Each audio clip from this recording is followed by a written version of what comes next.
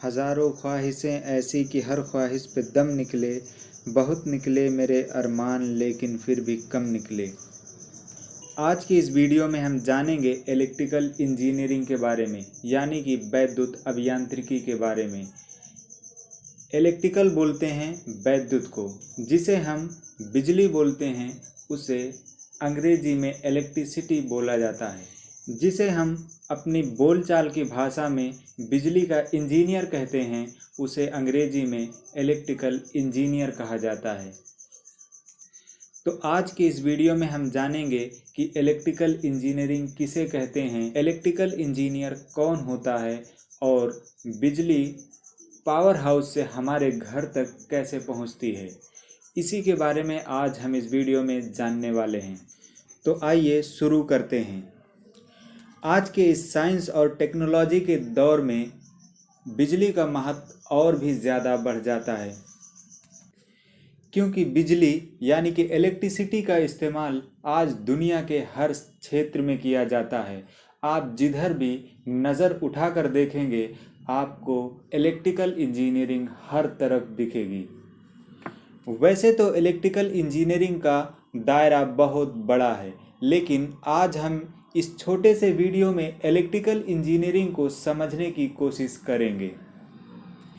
Electrical engineering को आसानी से समझने के लिए हम इसको 4 भागों में तोड़ेंगे ताकि आप अच्छी तरीके से समझ सकें। तो सबसे पहला भाग है हमारा जनरेटिंग स्टेशन, यानी कि आपने जो सुना होगा कि पावर हाउस, जहाँ पर बिजली बनाई जाती है।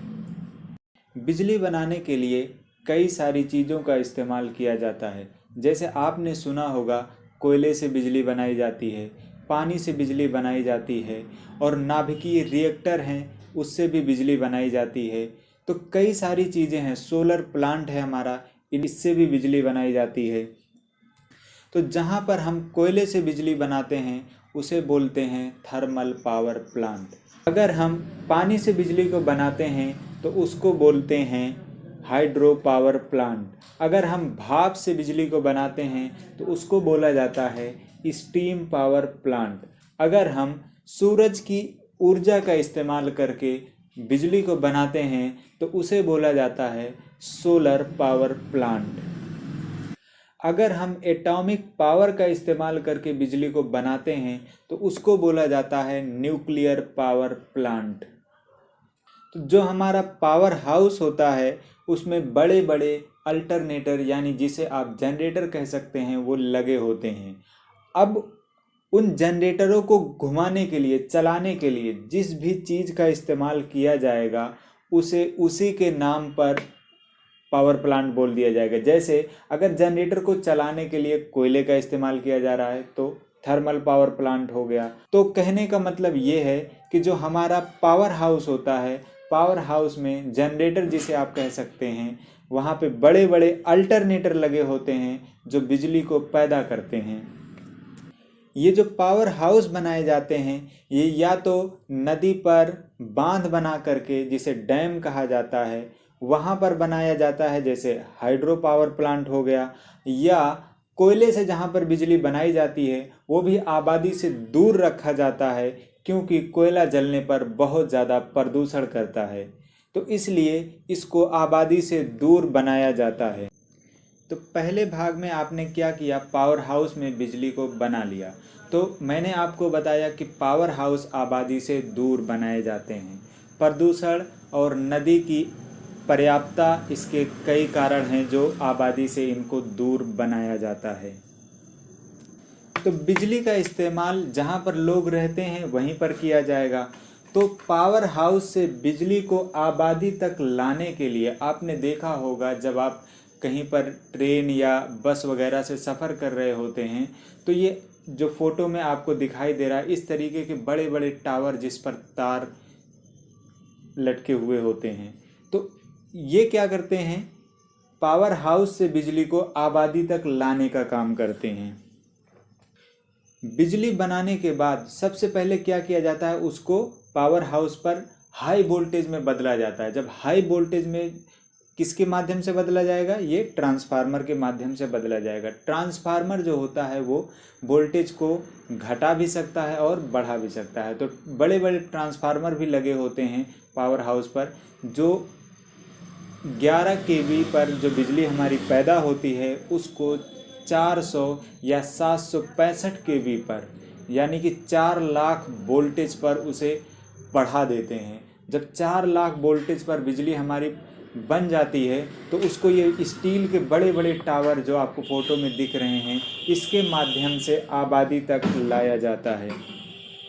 तो दूसरा काम हमारा क्या होता है? दूसरा भाग होता है ट्रांसमिशन, यानी कि संचरण, जिससे हम पावर हाउस से बिजली को आबादी के पास तक लेकर चले आते हैं। तो इस 4 लाख वोल्टेज की लाइन को जब हम आबादी के पास लेकर आते हैं तो ऐसा तो है नहीं कि हम 4 लाख वोल्टेज को किसी घर में या किसी फैक्ट्री में सीधा दे देंगे। पता चलेगा कि जहाँ पे ये 4 लाख वोल्टेज आप लेके चले जाएंगे वो घर का घर या जो वहाँ पे लोग रहते हैं वो कहाँ चले जाएंगे पता भी नहीं चलेगा, इतने ज़्यादा वोल्टेज पर अगर उसके पास में आ गए तो वो। इसीलिए इतने ऊंचे ऊंचे टावर लगाने पड़ते हैं इन 4 लाख वोल्टेज को लाने के लिए। और 4 लाख वोल्टेज अच्छा करने की हमें ज़रूरत क्यों है? क्योंकि आप अगर इलेक्ट्रिकल इंजीनियरिंग में और ज़्यादा जानकारी हासिल करेंगे तो आपको पता चलेगा कि इतना वोल्टेज लाने से हमारा बिजली कम खर्च में पावर हाउस से आबादी तक चली आती है।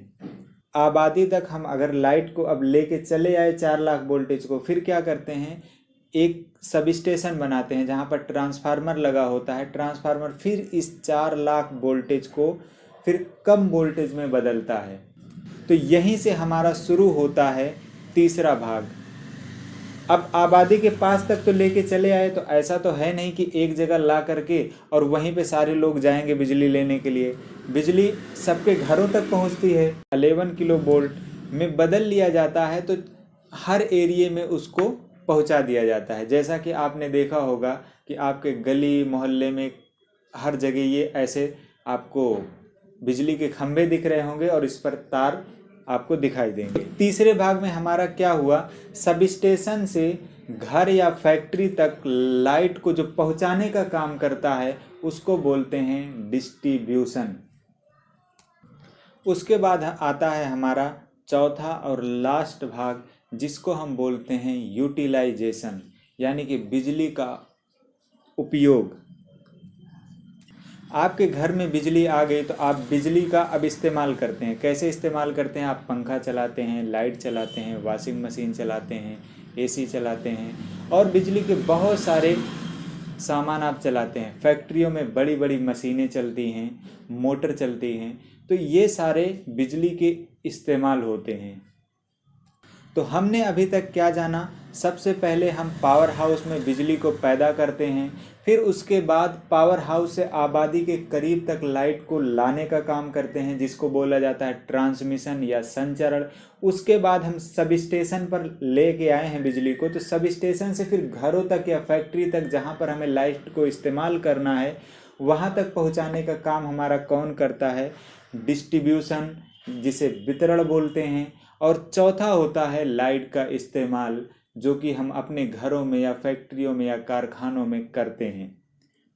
तो इस तरीके से आप बिजली को आसानी से समझ पाए होंगे कि किस तरीके से बिजली का ये नेटवर्क जो हर जगह आपको दिखाई देता है ये किस तरीके से फैला हुआ है। तो आपने अभी तक समझा होगा कि बिजली किस तरीके से पैदा होती है, फिर किस तरीके से ट्रांसमिट होती है, फिर किस तरीके से उसे डिस्ट्रीब्यूट किया जाता है, उसके बाद आपने देखा कि किस तरीके से उसका इस्तेमाल किया जाता है।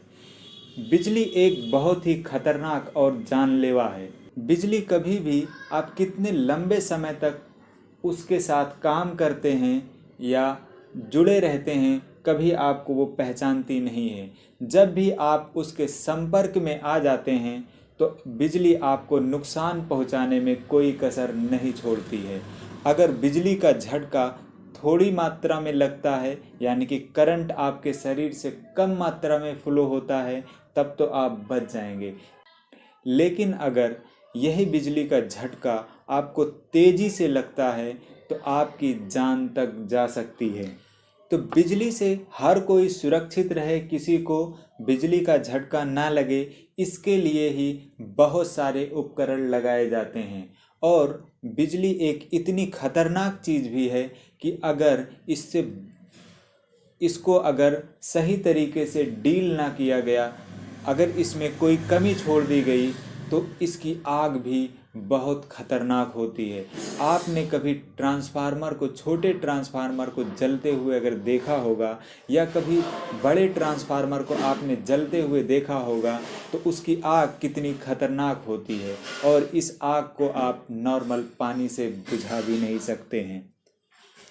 तो बिजली का कोई भी खतरा ना होने पाए, किसी को बिजली का झटका ना लगने पाए, इसके लिए बहुत सारे उपकरण लगाने पड़ते हैं। तो इन उपकरणों को जैसे आप इन उपकरणों के जरिए बिजली को कंट्रोल किया जा सकता है, बंद किया जा सकता है, चालू किया जा सकता है और बहुत सारे प्रोटेक्शन दिए जा सकते हैं। और ऐसी ऊंचाई भी दी जाती है कि कोई भी आने जाने वाला व्यक्ति उस तार के संपर्क में ना आए। जब अंडरग्राउंड केबलें बिछाई जाती हैं बिजली की, उस वक्त भी बहुत ज़्यादा सावधानी की ज़रूरत होती है। इसमें बहुत सारे मटेरियल लगते हैं और इनको कितनी ऊंचाई पर ले जाना है, ज़मीन में कितनी गहराई पर इसको डालना है और कितने वोल्टेज लेवल को आपको डील करना है, ये सारे काम होते हैं एक इलेक्ट्रिकल इंजीनियर के, कि किस तरीके से बिजली को इस्तेमाल किया जाए कि कोई भी खतरा बिजली का ना हो। ये काम होता है, ये जिम्मेदारी होती है एक इलेक्ट्रिकल इंजीनियर की, एक इलेक्ट्रीशियन की, कि कोई भी बिजली का खतरा कहीं भी ना होने पाए, बिजली से कोई भी एक्सीडेंट कहीं पर ना होने पाए। तो अब हम जान लेते हैं कि एक इलेक्ट्रीशियन बनने के लिए आपको ITI करना पड़ता है, एक जूनियर इंजीनियर बनने के लिए यानी कि JEE बनने के लिए आपको पॉलिटेक्निक करना पड़ता है, एक इलेक्ट्रिकल इंजीनियर बनने के लिए आपको BTech करना पड़ता है, MTech करना पड़ता है। अगर आप इलेक्ट्रिकल इंजीनियरिंग में साइंटिस्ट बनना चाहते हैं तब भी आपको BTech करना पड़ेगा, MTech करना पड़ेगा। तो आपको ये जानकारी कैसी लगी? अगर आपको ये जानकारी पसंद आई हो तो आप हमारे चैनल से जुड़े रहें, हमारे चैनल को सब्सक्राइब कर लें और लोगों को भी जोड़ें जो इस तरीके की जानकारी चाहते हैं। हम इसलिए मेहनत करते हैं ताकि आपको अच्छे कंटेंट डिलीवर किए जा सकें, क्वालिटी ऑफ एजुकेशन को आप समझ सकें और क्वालिटी ऑफ एजुकेशन आप तक डिलीवर हो सके। एक छोटी सी वीडियो में बहुत सारी चीज़ें तो नहीं बताई जा सकती हैं, लेकिन हम कोशिश करते हैं कि चीज़ें आपके पास क्वालिटी के साथ पहुंच सकें। तो लास्ट तक बने रहने के लिए आप सभी का शुक्रिया। जय हिंद।